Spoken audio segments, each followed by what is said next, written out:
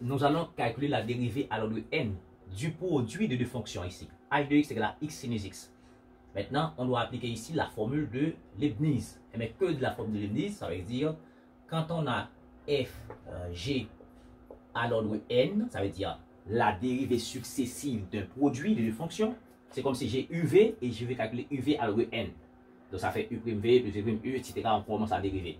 Donc ici, ça fait en somme sur p égale à 0 alors n et des éléments p parmi n. Et puis ici, on a f à l'ordre p par g à l'ordre n en moins p. Voilà. Ici, quand on dit ordre, il faut mettre ça entre parenthèses. D'accord? Sinon, ça c'est une puissance. Bon, j'espère que ceux qui sont grands connaissent déjà comment appliquer cette formule.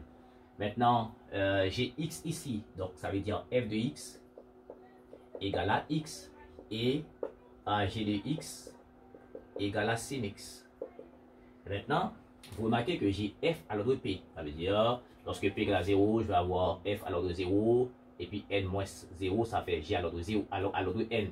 Maintenant, je vais commencer par prendre des dérivées premières, des dérivées secondes, etc. Mais, regardez ici. La dérivée première de f de x égale à x et 1. Et la dérivée seconde, ici, égale à 0. Ici, pas la peine de continuer. Ici, c'est la dérivée à l'ordre 1. D'accord? Je peux dire ça aussi. De x. Ici, c'est la dérivée à l'ordre 2. D'accord? On peut dire ça aussi.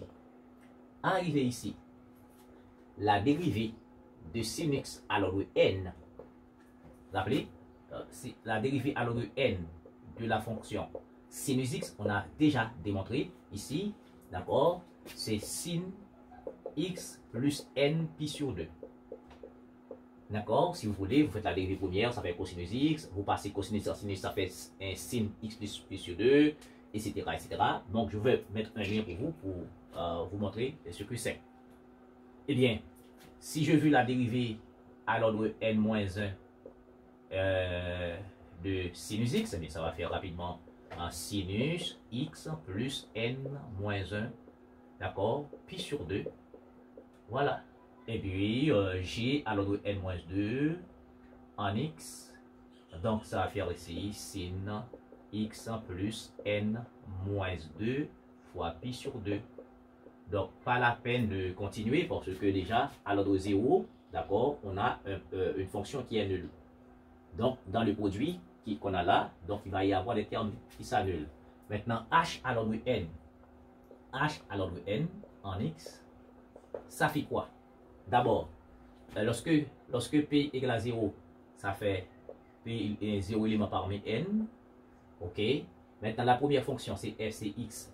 Maintenant, à l'ordre, c'est x à l'ordre 0, hein, x à l'ordre 0, et puis on a de la deuxième fonction sinus x à l'ordre quoi?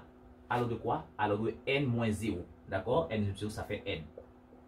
Plus, maintenant, lorsque p égale à 1, je vais avoir 1 parmi n, et puis je vais avoir f à l'ordre 1, ok, à l'ordre 1, voici, à l'ordre 1, et puis, rapidement, maintenant, je dis f c'est x, hein?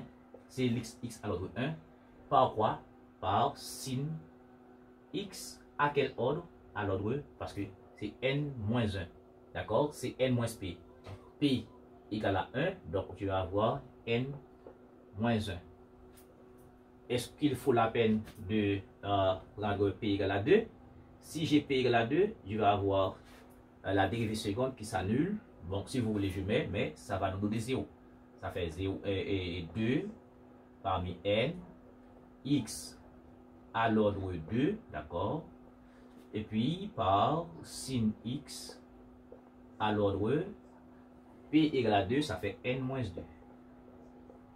Donc, du coup, puisque la dérivée seconde, d'accord, de cette fonction x s'annule, donc ce terme, d'accord, s'annule parce qu'on va avoir 0 par peu importe ce terme en sinus. Eh bien, h à l'ordre n en x, ça fait automatiquement 0 dans n, ça fait 1. Et la dérivée de x à l'ordre 0, à l'ordre 0, ça fait encore x, hein, ça fait x. j'ai déjà expliqué ça. D'accord? Quand je dis x à l'ordre 0, ça veut dire que je n'ai pas encore dérivé. Rappelez-vous, j'ai noté pour vous la dérivée à l'ordre 0 de f, ça fait f. D'accord? Voilà, donc ça fait automatiquement, ici ça fait x. Et ici, la dérivée de sin x à l'ordre n, c'est ça. Donc ça fait sin, d'accord? Ça fait sin fois x plus n en pi sur 2, d'accord? Et plus ici, là, 1 dans n, ça fait n. La dérivée de x à l'ordre 1, la dérivée de x à l'ordre 1, d'accord, ça fait 1. Ça fait 1. Et ici, la dérivée de sin x à l'ordre n-1, on a donné ça ici, à l'ordre n-1, c'est ça. Donc ça fait sin x plus n-1 fois pi sur 2. Donc du coup, h à l'ordre n, d'accord, en x, ça fait x sinus x plus n pi sur 2, plus n fois 1, ça fait n, et puis ça fait sin x plus n moins 1 fois pi sur 2. D'accord? Vous remarquez qu'il faut être intelligent ici, parce que il va y avoir des produits, mais il y a un facteur dans le produit qui s'annule à l'ordre 0, donc pas la peine de continuer à faire l'ordre 3, l'ordre 4, l'ordre 5, etc. Ici, c'est la dérivée de cette fonction à l'ordre n, x sinus x égale à n. Voilà, c'est un excellent exercice. Il suffit, n'est-ce pas, de savoir comment appliquer cette fameuse formule de Leibniz. Merci beaucoup de suivre.